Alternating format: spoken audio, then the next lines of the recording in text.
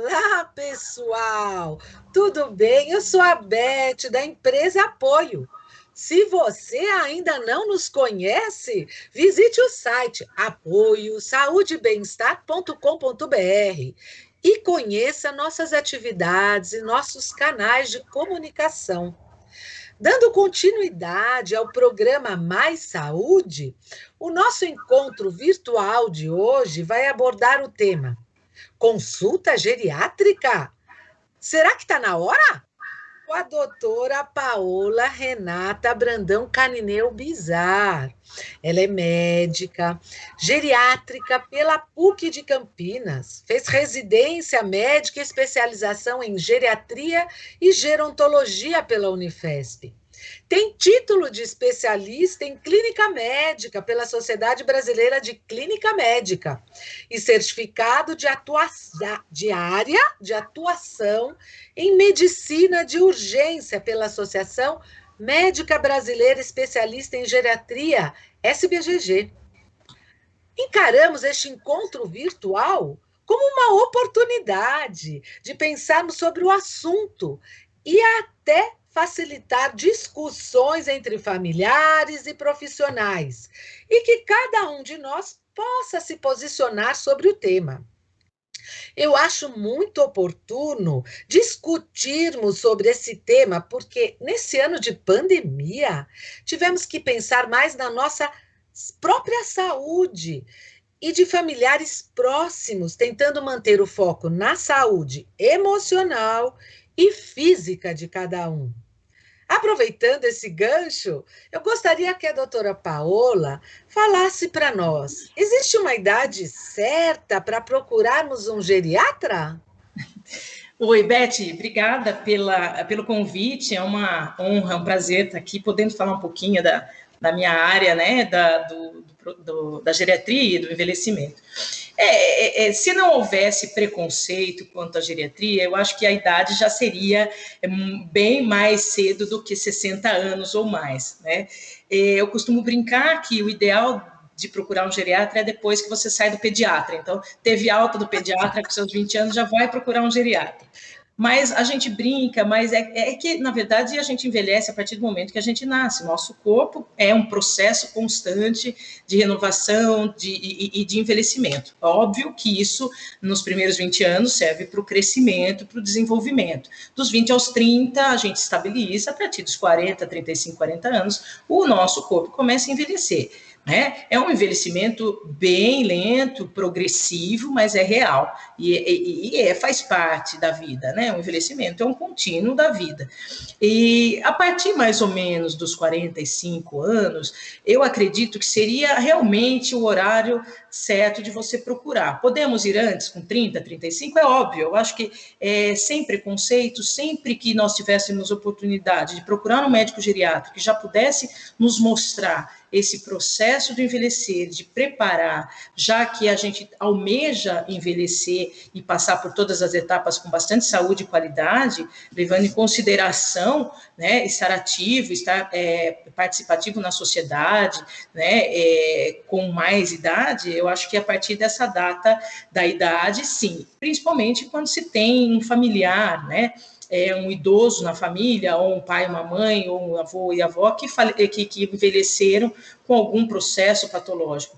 Óbvio que a pessoa sempre procura o médico quando tem um problema de saúde. Ainda não aqui no nosso país muito comum que a gente procure o médico, não quando está doente, mas quando quer fazer uma prevenção para justamente não ficar doente, né? Nossa. Então, eu acho que, assim, sempre que possível, mais cedo que você sentir, pode procurar um geriatra, sim, não tem problema nenhum. Bom, pelo que eu estou entendendo, o geriatra, digamos que eu tenha, claro, já passei dessa idade, eu tenha 30 anos e resolva procurar um geriatra. Porque, se eu estou entendendo, esse geriatra ele vai gerenciar a minha saúde. Por que isso? Ele consegue ter um olhar mais generalizado? Me explica assim, qual que é o papel do geriatra para mim, que sou uma pessoa com 30 anos e estou te procurando. Tá. O médico geriatra, antes de qualquer coisa, ele é um médico formado e que tem uma vivência, tem até obrigatoriamente um conhecimento sobre clínica geral, clínica médica. Não é à toa que o médico médico geriatra, para se especializar em geriatria, ele tem que ter como pré-requisito a clínica médica. Então, o médico geriatra é um médico que tem um conhecimento geral sobre a saúde do indivíduo, né, na sua plenitude, mas que tem uma visão especial por um conhecimento maior adquirido pelo próprio processo da sua formação em geriatria do envelhecimento. Né? E o que ele pode fazer, então, como um gerente de saúde, muito mais do que alguém que vai tratar uma doença, ele vai levantar o seu histórico de vida, todo o seu processo até ali, né? Porque cada etapa da vida que a gente está sofreu as consequências da anterior. Vai olhar o seu histórico pessoal e o seu histórico familiar, né? Levando em consideração os seus pais, os seus avós, como foi esse processo de envelhecimento, quanto fator de risco você tem ou não para envelhecer melhor ou pior, e vai te orientar o que você pode fazer enquanto jovem para que você preserve a sua saúde e que evite ter patologias que são comuns ao envelhecimento ou que podem advir quando você ficar mais velho, levando em consideração o seu histórico pessoal e o seu histórico familiar. Então, olha que bacana isso que você falou de ser um gerente de saúde. Vou usar esse termo, achei muito interessante. É o gerenciamento. Quando a gente fala do médico geriátrico que está atuando num idoso que já vem e já procura com alguma patologia, ele deixa de ser só o médico que vai cuidar daquela patologia daquele idoso, não só isso, mas também um olhar para a família como um todo, porque muitas patologias que vêm com o processo de envelhecimento, não que são patologias porque você envelhece, mas que podem aparecer mais comumente, principalmente os quadros de demência, depressão, a família como um todo sofre e precisa de um suporte, de uma orientação, né, de um ombro amigo e de alguém que possa coordenar o que precisa para aquele idoso ter uma qualidade de vida. E o médico geriatra acaba sendo essa figura de gerenciar esse processo. Não, sem menosprezar os outros médicos. Não, de maneira nenhuma.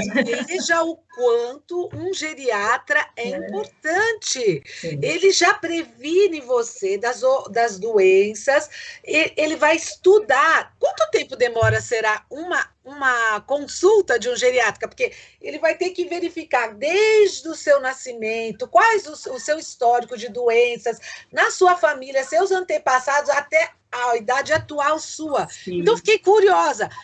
É um histórico enorme. Quanto tempo demora uma consulta de um geriatra? Olha, pessoalmente, a minha primeira consulta com o paciente é 1h30. Tá? A consulta do geriatra, ela leva em consideração, ela se baseia na avaliação geriátrica ampla, que é já um roteiro mais ou menos orientado, até mesmo para os clínicos que vão atender um idoso. Né? A gente, que depois de muitos anos de geriatria, a gente já tem isso muito enraizado, a ponto de você atender um jovem exatamente da mesma forma, não consegue, porque faz parte, já está enraizado no nosso processo, mas para que você possa realmente conhecer aquele indivíduo, fazer um histórico, né, da sua vida, examinar, porque o primeiro passo para você fazer um bom diagnóstico é a conversa, é a anamnese, e essa toma a maior parte da consulta.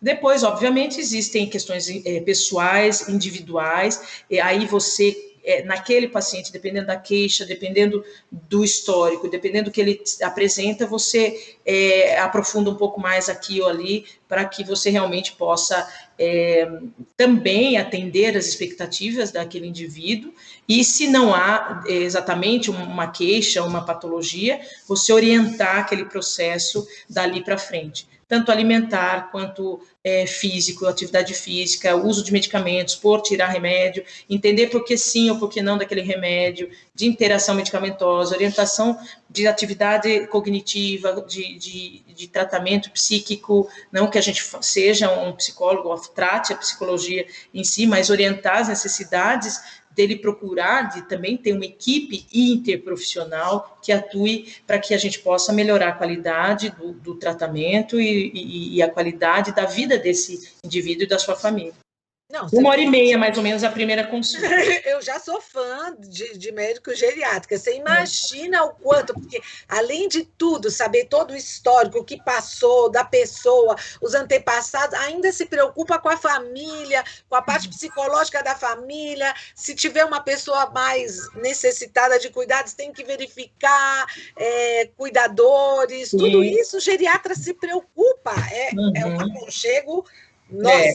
E é o que fala Fechado. com o filho, com a mãe, com a esposa, com o cuidador, né, e com os netos. A gente tem, né, uma rede de comunicação muito ampla, né, e é importante que a gente tenha esse vínculo para que a gente possa fazer o melhor, sempre visando o melhor para aquele indivíduo, né, que pode ser um idoso ou mesmo um jovem que entenda que ele precisa envelhecer, ele quer envelhecer bem e que ele já venha a prevenir, né. Vamos matar a curiosidade dos nossos ouvintes, porque tem muita gente que fica perguntando, meu Deus, qual é a diferença entre geriatra e gerontólogo?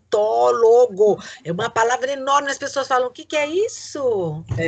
Então, vamos lá. O geriatra, o médico, né? Então, é uma área médica de atuação que cuida do idoso, né? Não só das patologias daquele indivíduo idoso, mas que estuda o processo do envelhecimento e trata o que é patológico e sabe entender o que não é patológico e cuida de tudo isso. Então, é uma área de atuação, é uma área médica, né? E a gerontologia é a ciência que engloba tudo isso. Então, a gerontologia é uma ciência que engloba o conhecimento do processo do envelhecimento, de todas as suas nuances, de como começa, de como ele vai seguir, né? E pode englobar todas as profissões que se interessem pelo cuidado com o idoso, pelo conhecimento do envelhecimento daquele indivíduo. Então, a gerontologia abrange todas as profissões. O médico, ele pode ser um gerontólogo, né? E pode ser também, o advogado pode ser um gerontólogo, o arquiteto pode ser um gerontólogo, a fonoterapeuta pode ser uma gerontóloga, o fisioterapeuta, o educador físico, o dentista, o administrador de empresa, quer dizer, engloba, é uma ciência que engloba o envelhecimento e que abrange, que abraça todas as áreas, e não só as áreas da saúde especificamente. Legal. A gente está falando de geriatra que pode ou não cuidar de idoso, não só idoso. Mas geralmente, quando cuida de idoso, idoso geralmente necessita, pela própria perda, né, que vai tendo com o envelhecimento, de outras vitaminas, de outros remédios. Aí eu fico me perguntando, será que as pessoas sabem o que é polifarmácia? Então, segundo a Organização Mundial de Saúde, polifarmácia é considerado quando existe o uso de 4 ou mais medicações, certo?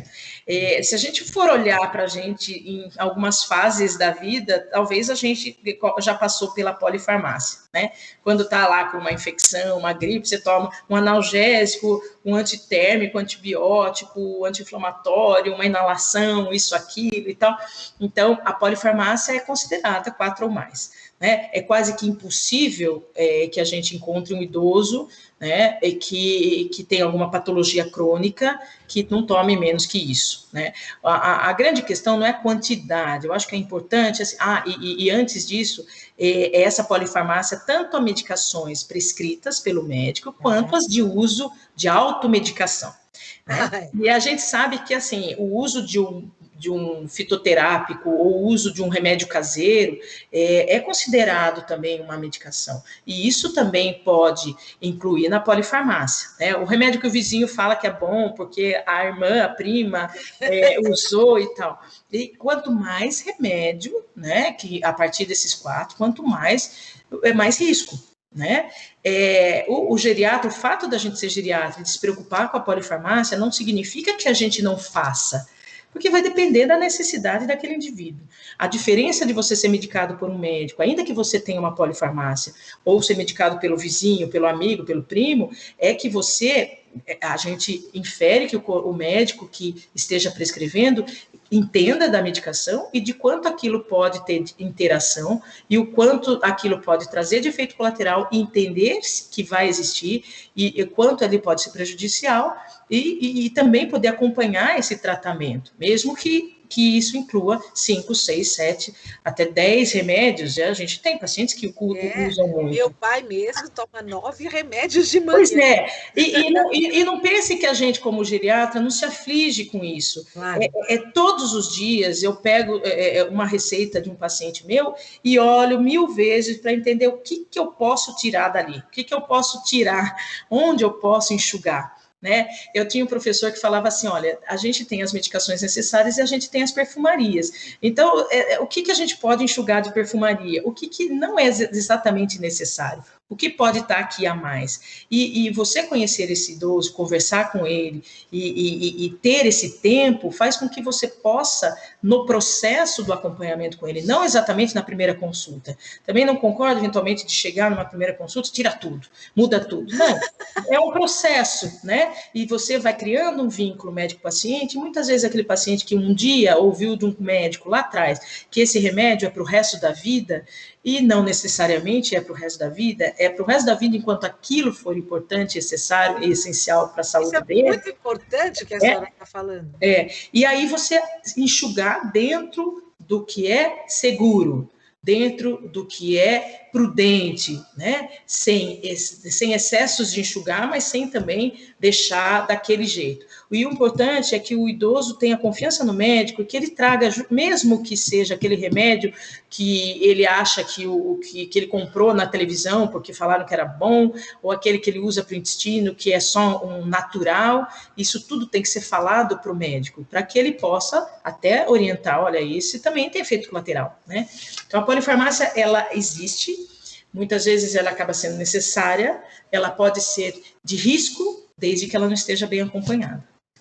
É tão importante esse assunto, porque vocês, médicos, entendem o que um remédio pode alterar no indivíduo com a junção de 2 remédios. Se por um acaso o médico não entendesse disso, a gente começaria a pirar sem saber o que está acontecendo, né? A gente tem que tomar cuidado, porque tem alguns fitoterápicos, mesmo que aparentemente não sejam inócuos, quando associados a alguma medicação que o paciente necessite, não necessariamente vai haver uma interação no sentido de perder o efeito, mas ampliar o efeito do outro. E esse efeito colateral ampliado, porque o idoso, ele tem um processo diferenciado de metabolização hepática das medicações e eliminação das medicações pelo rim ou pelo intestino. Então, é importante que a gente conheça, e aí entra a diferença do geriatra, no conhecimento desse processo de metabolização das medicações, da biodisponibilidade da medicação, da farmacocinética, da farmacodinâmica, que são processos diferentes, como ele é absorvido, quanto vai ser absorvido naquele indivíduo, o idoso tem menos massa muscular, então uma medicação injetável que depende do intramuscular para ser absorvida, ela pode ter um efeito menor, ela pode ter um efeito cumulativo, ela pode ter um efeito maior, porque demora mais para metabolizar, demora mais para ser eliminado, a toxicidade pode ser maior. Então, é importante esse conhecimento, que é diferente de uma pessoa que conhece o envelhecimento e o processo também metabólico do envelhecimento. Né? Não, e eu gostei muito da sua fala, quero lhe parabenizar por você, quando estava falando para a gente, você passou assim uma flexibilidade, sabe? Não uma rigidez, que normalmente, não estou falando mal dos médicos, mas normalmente médico tem aquela coisa de dizer, não, é esse o remédio que eu estou te dando, você não discute comigo. Você, em momento algum, falou isso, você é a primeira pessoa que chega aqui e conversa com a gente falando, veja, eu não sou a favor de chegar e tirar todos os remédios, vamos primeiro conversar, porque é um processo, nem que eu vá tirando aos poucos, eu acho que tem que ser assim mesmo, devagarzinho, você vai entendendo o paciente, vai vendo o que pode ser eliminado. Se tirar tudo abruptamente, a gente também vai sentir um impacto no corpo, né? Com certeza, eu acho que é uma relação médico-paciente que tem que ser construída desde o primeiro momento. E essa construção vem da construção de uma confiança. né? Eu não sou o conhecedor máximo de tudo, né? Eu tenho conhecimento daquilo naquele momento. O que é importante e que vai ter que ser retirado, sim, é quando aquilo que ele está usando realmente não é seguro para ele, né? Agora, não adianta eu querer tirar uma medicação que ele usa há 30 anos de um dia para o outro, porque vai trazer... O fato de você retirar bruscamente uma medicação também traz efeitos colaterais, né? Em alguns casos, uma abstinência, um sofrimento. Então, tem que ser muito objetivo nas necessidades, mas você tem que ser tranquilo e prudente na forma que você vai fazer isso, né? E cada indivíduo é um.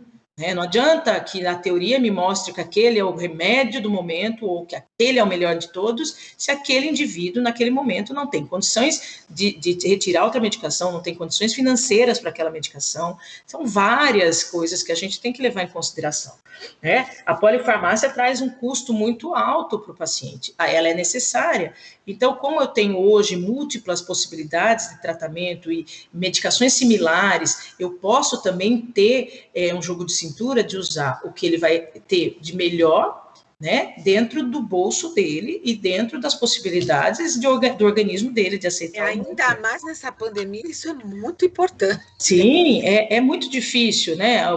E não é simplesmente o paciente chegar e ser medicado.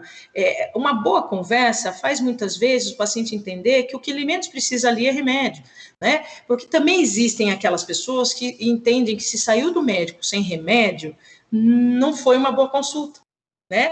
Agora, se ele sai entendendo que realmente ele não precisa e o porquê que ele não precisa, né? Ele vai entender que, puxa vida, agora sim, né? Então não é simplesmente chegar no médico, o médico dá remédio e está tudo resolvido. Tem tudo que vem depois disso, né? Verdade. Conta pra gente um exemplo. Por exemplo, o geriatra, ele entende de doenças e sintomas de uma forma diferente no idoso. Você pode dar um exemplo disso para a gente? Tá.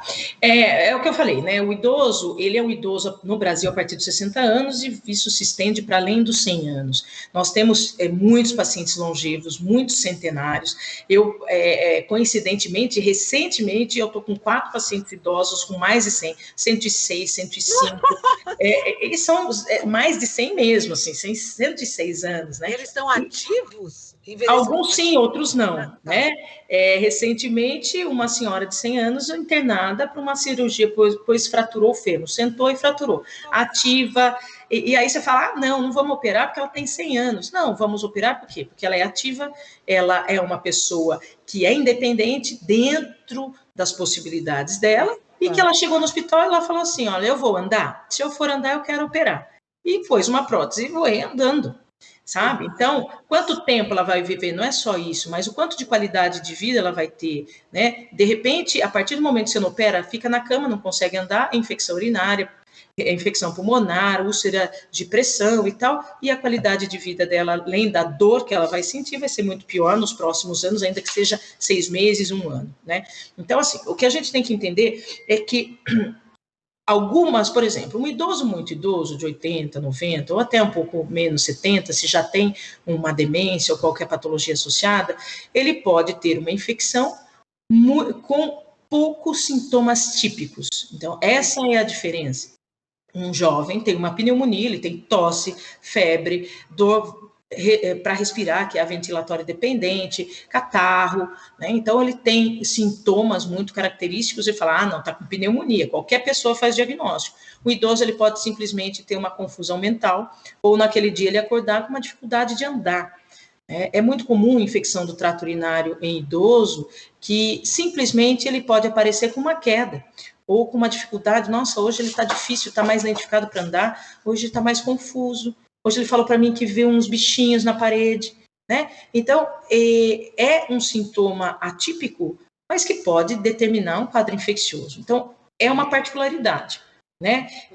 A própria Covid, eu tenho tido grande experiência nesse 1 ano e 2, 3 meses de pandemia, atuo diretamente no hospital, em cuidados com jovens e idosos, qualquer idade, né?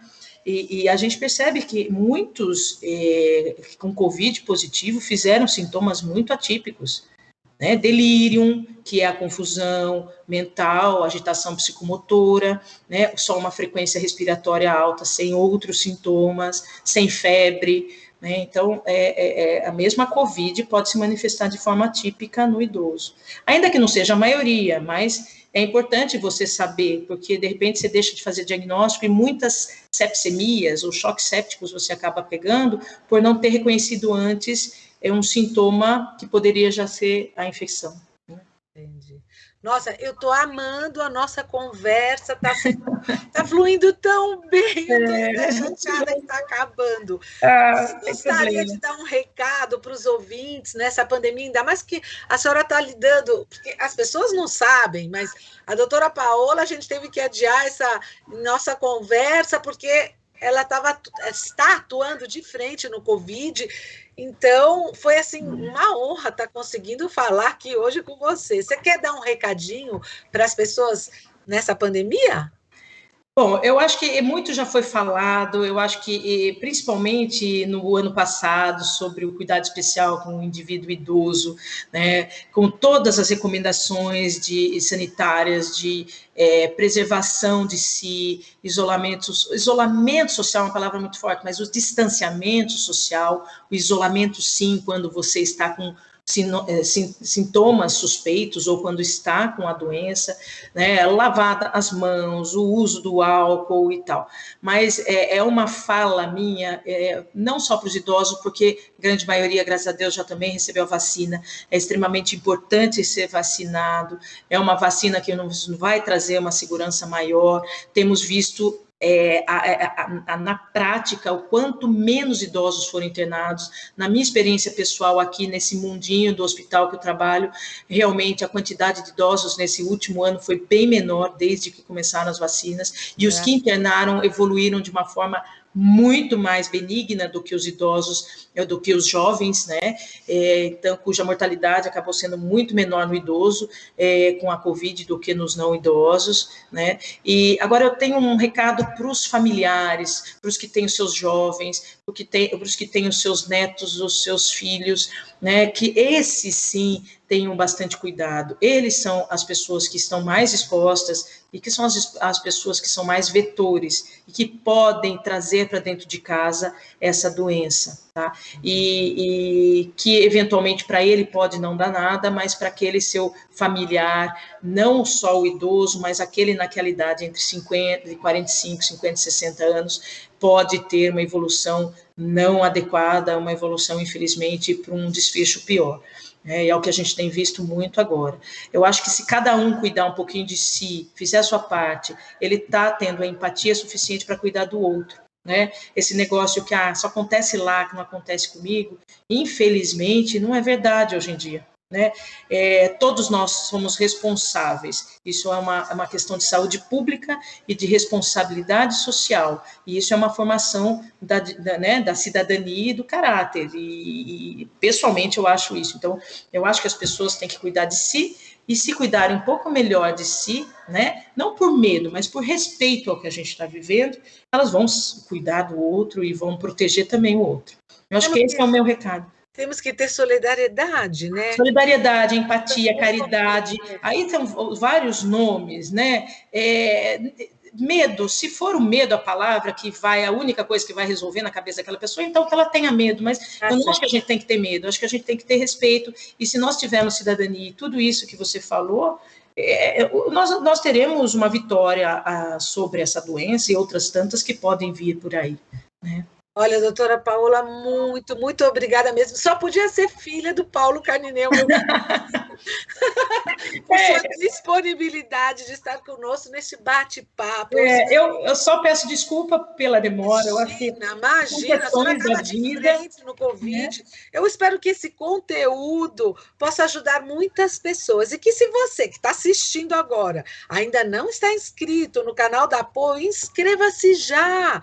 O site é fácil, apoiosaudeBem-estar.com.br, e saiba mais sobre as nossas ações. Foi um bate-papo maravilhoso, valeu muito a demora, valeu mesmo. Eu estou honrada, muito agradecida e estou à disposição para os nossos próximos papos, quando eu puder ajudar, estou aqui à disposição e muito feliz. Muito obrigada pela oportunidade. Vamos te chamar mesmo, amei essa conversa. Um beijão, muito Um obrigada. beijo, muito obrigada.